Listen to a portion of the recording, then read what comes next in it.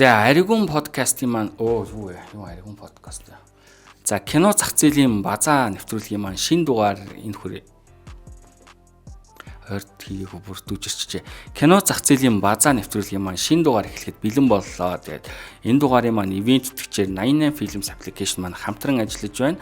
За 88 Films application-с та бүхэн өөрийн хүссэн Монгол гадаад кино болон контент, насан туршидын кино, баримтат кино гэдэг бүх төрлийн контентыг хүлээн авч үзэх боломжтой байгаа. Хамгийн сүүлд гимшил гээд одоо цоошин цуврал юм трейлер, эротик маягийн кино орсон байлээ. Та бүхэн тэрийг бас хүлээн авч үзээрэй. Тэгээд энэ 7 хоногт манай өнгөрсөн 7 хоногт за тэрний өмнөх 7 хоногт те магадгүй миний базаагаа хийгээгүй хугацаанд манай кино урлагийн тогоонд юу болов, ямар зүйл болов те кино зах зээлтэй холбоотой ямар мэдээлэл байна Монголын хувьд шүү. Хэдүүлээ хүлээн авч үзцгээе. Тэгээд та бүхэн subscribe дарахаа мартаа. Нэрээ баг манай үзэгчдийн 80% нь ерөөсөө огт subscribe дарахгүйгээр үздэг юм байл шүү нэ. Ганц дарчаарай. За тэгээд мэдээгээ хүлээн авч үзцгээе.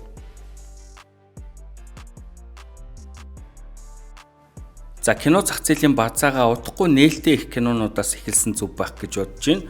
За хамгийн ихний кино бол Story хэмээх кино байгаа. Чиний гомдоос нэгний сүнс чамайг үргэлж дагдаг гэвэл чи итгэх үү? Жаалхуу фильм буюу найруулагч Таван Баяр ахын ээлжид бүтээл Story хэмээх аимшигын киноны албан ёсны постэр цацагдсан байна. За Story хэмээх энэхүү аимшигын кино нь хүүхдийн баяраар нээлттэй хийж магадгүй гэсэн уран бүтээлчдээс өгсөн мэдээлэл байгаа. Хүүхдийн баяраар нээлттэй хийхийг зорж байгаа нь одоо тодорхой шалтгаантай гэж миний хувьд бол таамаглаж байна. 6 дугаар сарын 1 буюу хүүхдийн эрхийг хамгаалах өдөр бол одоо бидний хүүхдэд баярлуулах, тэднийг сонсох, одоо тэдний эрхийг дээдлэхийг сануулдаг юм өдөр байгаа. Тэгэхээр Story хэмээх энэхүү кинон хэдийгээр аимшигын киноч гэлээ одоо цаашаа бол маш том мессежийг хүргэхийг зорж байгаа гэдэгт бол итгэлтэй байна. Тэгээд хоррор, трейлер, трагеди гэдэг одоо жанрын кино болох нь албан ёсоор батлагдсан байгаа. Тэгээд кино уран бүтээлчдтэй амжилт хүсье. Дараагийн мэдээ. Orange Entertainment өөрийнхөө Facebook хуудсанд нэгэн сонирхолтой мэдээллийг нийтэлсэн. Юу вэ гэхээр Orange Entertainment, Nomedia Pictures, Black Zebra Pictures-ийн хамтарсан шинэ уран бүтээлийн ширээний уншлага боллоо гинэ. За тэгэхээр зурган дээр харагдаж байгаа эдгээр уран бүтээлчд нэг кинонд тоглосон байна ойлгомжтой. Цаашлаад Orange, Nomedia, Black Zebra нар хамтарсан байна гэхээр энэ уран бүтээл нь цуврал кино байх өндөр магадaltaй. За гэхдээ энэ бол миний л таамаг шүү.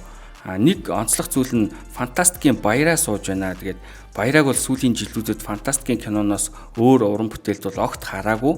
Энэ кино нь одоо фантастикийн кино биш учраас найруулагч Тамираа бол ажиллахгүй баха. Тэгээд Тамираа байхгүй учраас нөгөө л буу барьсан эр зөрөгтэй күүлээ алддаггүй ахын дүрээс тис ондоо бидний хизээч харж байгаагүй тийм дүрийг харуулах байх гэж үзэгч миний хувьд бол найдаж байна. За тэгээд удахгүй энэ ямар кино болох талаар Orange-ийн маань бол мэрэгдэл хийх баха. Дараагийн мэдээ. Жүжигчин Баяр Чухлан буюу Джейсон өөрийн Facebook хуудаснаа гүн тайгын манан уран сайхны кино тун удахгүй хэмээх нийтлийг бичээд одоо эдгээр зургнуудыг тавьсан байсан. За тэгээд тус кинотой холбоотой мэдээлэл жаахан судлаад одоо та бүхэн танилцуулах гэсэн боловч одоогоор бол ямар нэгэн мэдээлэл бол алга байна. Тэгээд юу байна вэ гэхээр одоо хідэн биенийгээ магтсан одоо цөөх хідэн пост л олж харсан байгаа. Жишээлх юм бол одоо төмөр сухын лавг дулам ихчийн энэ их ирч хүч дуусахгүй байх уу гинэ. За дараагийн пост нь болохоор мундаг шүү бас дөрөв товц гоё зохиж байна лээ гинэ. За тэрний дараагийнх нь болохоор you were the most beautiful гинэ. За тэгээ хамгийн сүүлийнх нь болохоор ийм шинээл малгайтай та өстө гоё харагдаж байна гэдэл энэ хавар намайг хошигруулад байгаа. Миний гоёч гэж хаа байсан юм. Гэхдээ энэ олон хүн бүгдээрээ худлааг хилэнч гэж юу ах уу гинэ. За тэгээд энэ кинотой холбоотой бол нэг иймэрхүү постууд одоогоор байна. Тэгээд гүн тайгын манан хэмээх эдгээр одоо маш үзэсгэлэнтэй, дөрөмт хувцсан, гоё зөгсөн, ирч хүчин дуусшгүй хүмүүсийн киноны албан ёсны мэдээлэл бол тун утгагүй гарах байх. Тэр үед нь би та бүхэн дахин мэдээлье. Дараагийн мэдээ. Найруулагч Синг Доржийн ээлж дуран бүтээл болох Чимээгүй хотын жолооч буюу одоо олон улс дахь нэр нь Silent City Driver хэмээх уран бүтээл одоо 5 сарын 1-ээс эхлэн кино театруудаар гарах гэж байна. Чимээгүй хотын жолооч кино нь Монгол улсад буухаас өмнө буюу одоо олон улсад маш өндөр амжилт үзүүлсэн байгаа. Нэгэсэндээ амжилтын буйхаа нь одоо ч тасраагүй үргэлжилж байгаа. Жишээлбэл одоо ямар шагнал авсан бэ гэхээр Тайлины хар шин олон улсын кино наадамд бол одоо шилдэг кино Гран При шагнал, шилдэг зураач шагналыг бол тус авсан байгаа. За мөн Осакагийн Азийн кино наадамд одоо Азийн шилдэг эрэгтэй жүжигчин шагналыг бол авсан байгаа. За мөн Кералагийн олон улсын кино наадамд одоо шилдэг кино хэсэгт аль бие ёсоор сонгогдсон байна.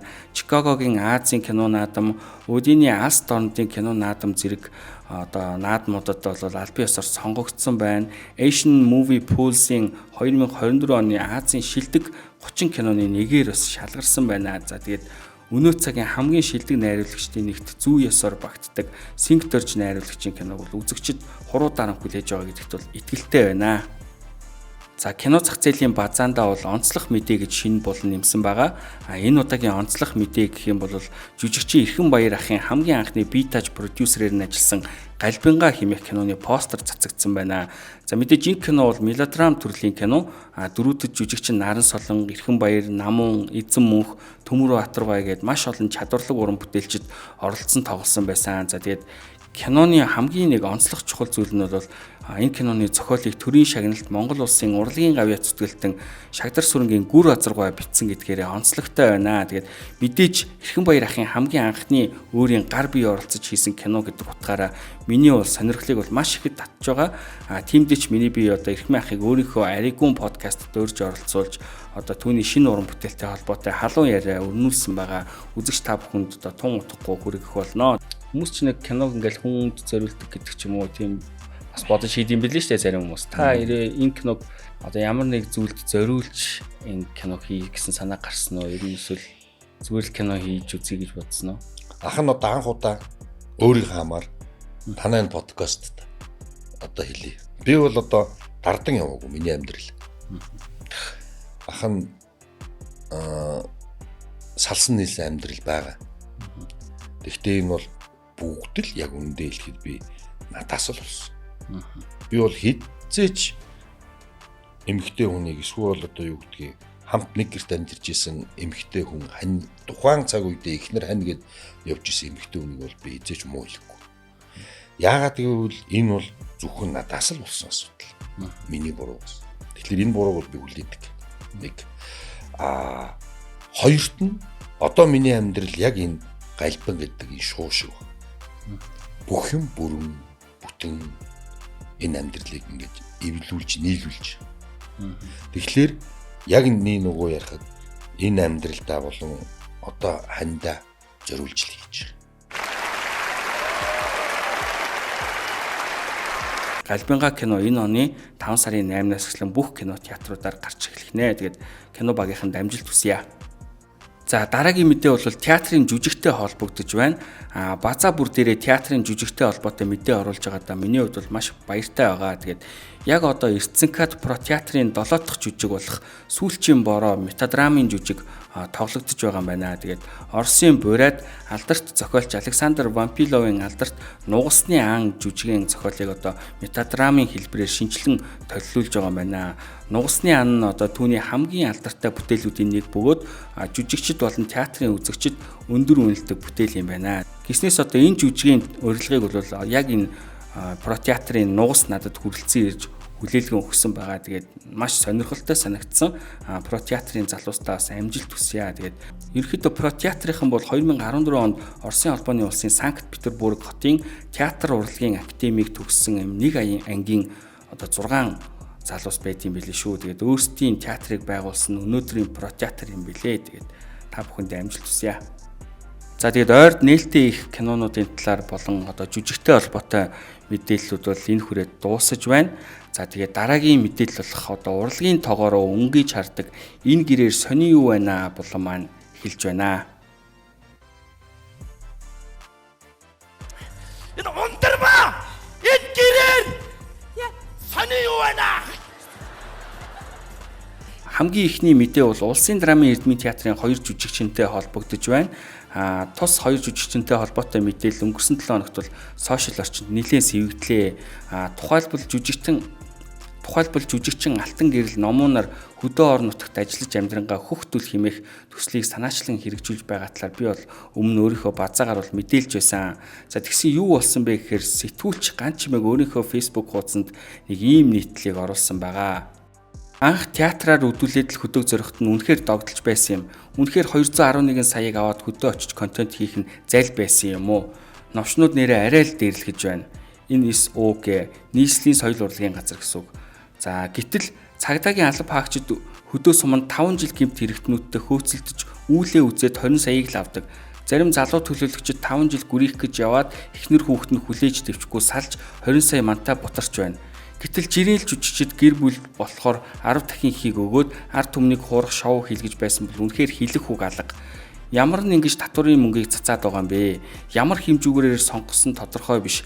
Ил шалгаруулалт тендер юу ч зарлаагүй. Танил талаараа юм ингэж авахгүй. Ийм учраас л дургуутсж байна. Жиж атархах мэтийн утгагүй юм байхгүй таних ч үү. Зарим нь яг цуг 1 жил хөдөөгөр яваад ирсэн юм шиг худлаа өмөрөх юм. Хамаа алгаа улс маань за хөдөө хэд хоноод хэдэн нэвтрүүлэг юм хийчээд ирий 200 саяыг өгчих гэхэд маяга туртаад нь өгдөг бол чадaltaй шудраг шүүлтүр үйлчилдэг бол контентийг нь үзээд баярлаад л сон шүү дээ. Энэ өртгөөр энэ төслөөр өв тээгч болцоож байгаа бах. Тэгвэл насан турш энэ үйл хэргийг хийж ирсэн хүлээн зөвшөөрөгдсөн хүмүүст яагаад энэ мэт боломж олддоггүй юм бэ? Нөгөө тэгш боломжийн тухай яриад хаашаа хийсчих вэ? Энэ л хүмүүсийн дургуслыг төрүүлж байгаа юм. Түүнээс энд эдгээр залуусыг доромжилсан хандлага огт илэрхийлээгүйг бүгд уншаад ойлгож байгаа гэдэгт найдана. Үнэхээр манай залуус маань ажил хийж амьдрах гэж үүлээ үзэж байна штэ. Бөөн татвар өрийн дарамтад сөхөрч байна. Зарим нь давуу эрх дарах мөнгөн дэмжлэг, заримд нь зээлийнх нь хугацаагч хэд хоног хойшлуулах боломж олддгүй төр уур хурч байна. Яасан ч муухай найруулга муутай ингээд нэг юм уншихад төвөгтэй бичдэмтэй. За ямар ч байсан нэг иймэрхүү постыг бол ганц юм сэтгүүл бичсэн байгаа. За хөхтөл төслийн хүрээнд хийгдсэн мөнхөө гэдэг киног бол corporated гаргасныг бол би бол санаж байна. Залуу хүмүүс Монгол ахуйгаа сурталчилсан контент хийж байгаа нь миний хувьд бол баяртай, анхнаасаа л баяртай байсан. Тус хоёр жүжигчин маань анх Улаанбаатараас хөдлөгтөл 3 жил амьдарч олон жил бодод төлөвлөсөн энэ одоо яриад байгаа хөхтөл хэмээх төслийнхөө ажлыг хийчихэд ирнэ гэд сонио хэвлэлүүдэд бол ярьцлага өгч ирснийг би бол тод санаж байна. Тэгээд 211 сая төгрөг бол бүхэл бүтэн 20 ангит баримтат кино гэхэд бол дэндүү бага мөнгөө. Та хэд бодолтой эдгээр хосууд амьдралынхаа 3 жилийг Монгол ахуйгаа таниулан сурталчлахад зарцуулсан байна. Яг үндэ 211 сая төгрөг бол нэг их юм шиг сонсогдож байгаа боловч 3 жилдээ хуваах юм бол сард ердөө 5 сая 800 одоо 61111 төгрөг болж байна. За энэ мөнгөө мэдээж 2 хүний цалин гэж бодоод дахиад 2 хуваах юм бол 2 сая 930 мянга болж байна. Яагаад болохгүй гэж юм бэ? Яагаад те? Мэдээж энэ мөнгийг энэ залуу жүжигчд маань цалин болгож аваад шууд идэж уучгааг нь бол тодорхой байгаа. 20 ангит баримтат кинотой ирж ин шүү дээ. Тэгээд ярианыхаа эцэст Алтан гэрэл номон нартаа бас баяр хүргэе. Хөхтөл төслийн хүрээнд хийгдсэн ажлууд тун удахгүй видео сангуудаар орох үед нь бол дуртаяа үзэх болно. За тэгээ сүүлийн үед үзэгчдээс маань намайг одоо гадаад кино маш бага үзэж байна гэдэг шүүмжлэлүүд бол их ирж байгаа. Тэгээд үүнтэй бол санал нэг байна. Тэгээд яг хөө зүгээр өөрийгөө өмөрчих юм нэг юм хэлэхэд би бол ерөнхийдөө хүмүүст амин их кино үзсэн юм шиг харагдах гэж тэрний төлөө би кино үздэггүй. Би бол зүгээр өөртөө кайф авахгүй ч үзмээр байгаа киногаа л сонгож үздэг. Түүнээс тэр кино одоо Оскарын шагналтай байна уу? Дэлхийн бүх хүн үзсэн байна уу? Надад юусаа хамаа байхгүй. Би тэр киног үзмээргүй байвал би үзэхгүй. Би өөрөөхөө сонгоод өөрөө үзмээр байгаа кинонуудаа л үздэг. Тэгэхээр одоо мэдээж хүн л юм чи үзээгүй зөндөө кино байгаа. Үзсэн ч зөндөө кино байгаа. Тэгээд кино болгоныг би бол мэдэх албагүй. Тэгээд энэ дээр бол би нэг талаасаа уучлалт гуйж байгаа ш нөгөө талаасаа бол энэ бол одоо цэвэр миний хоббигоор хийдэг ажил учраас би бол ингээл амар кино болгоныг үзээл би өстэй та нарт лаг харагдах гал лаг кино мэддэг баг шиг харагдах гал ингэж амар хичээдэггүй шүү тийм байна. За дараагийн мэдээ бол найруулагч Таван Баяр ах маань бол манай Аригүн подкастт season 3-ын хаалтын дугаарт оролцохоор болсон таатай мэдээ байна. Ахын хувьд бол энэ талаар өөрийн Facebook хуудаснаар ингэж бичсэн байсан. За мэдээж ахын хувьд бол юмартай, өгөөтэй постуудаараа Facebook дээр бол хамгийн алдартай нэгэн байгаа. Тэгээ бид хоёрын яриаг бас зарим нэгэн хүмүүс эсэргүүцсэн юм шиг байгаа. Ах бол үүнтэй холбоотой дахин нэг юм тайлбар пост хийсэн байсан. Зарим нь юу сүртэй юм бэ? Нэг подкастт орох гэсэн юм биш. Бойл энэ төр яахав дэ ярилцаж байгаад л гараад ирнэ. Зүүнт чинь сүржигнэх юу байсан юм? Би киног жинхэнэ ардчилсан урлаг гэж боддог. Муу сайнтайгаа бүгд ил алган дээр тавьсан юм шиг хамгийн тодорхой урлаг бол кино. Муу юм хийсэн бол түүнийгээ хүлээн зөвшөөрдөг байж гэмээн уран бүтээлэн цаашаа улам сайжрах ёстой байлгүй дээ. Би л лаг миний хийснийг та нар ойлгохгүй байна гэж явсаар хамаг байдгаа алдчихсан. Одоо дахиж хизээч экшн гэж хашгирч чадлаггүй болсон өчнөө л хүн би. Ямар балетийн тухай ярих гэж байгаа биш. Олон жил өөрийгөө төдийгүй гэр бүлийн амьдралаач зориулж золисон хайртай зүйлийнхээ тухай л ярина штэ. Ер нь тэгээд сошиал орчин бол муу ч юм хийсэн, сайн ч юм хийсэн тэртээ тэргүй ялгаагүй л балбаж дур тавьдаг гаруудаар дүүрэн л сав. Тэгт тусам нь орноо. За мэдээж энийг бол нөгөө эсэргүүцээд байгаа нөхдүүдэд хандаж хэлсэн юм шиг байна. Би бол эсэргүүцэж байгаа хүмүүсийг нь бол блоклцсон гэж бодож байна. Ягаад гэвэл надад бол юу ч харагдахгүй байгаа. Тэгээ ямар ч байсан удаан хүлээсэн найруулагч Таван Баяр ах маань урилгыг маань хүлээн авч миний подкастт орох болсонд бол маш их баяртай байна. Тэгээд битэрийн дунд бол хүмүүсийн хүлээж байгаа шиг хэрүүл болохгүй хаа. Тэгээд сайхан яриа хийнэ гэдэгт итгэлтэй байна. За бас нэг мэдээд болгоход бол season 3 маань удахгүй дуусах гэж байгаа. Тэгээд season 4 бас 5 сараас эхэлнэ. Season болгон дээр нэг special дугаарыг оруулж ий гэж бодсон. Тэрхүү special дугаарт бол одоо үзэгчдээсээ одоо манай подкастэнд ормоор байгаа хүмүүсийг ураад оруулъя гэж шийдсэн байгаа. Тэгээ та бүхэн Аригун подкастт маань оролцохыг хүсвэл миний Instagram руу бичиж байгаарай. Тэгээд өмнөх спешиалд бол орсон дугаарын хэсгээс та бүхэнд бас үзүүлье гэж бодлоо.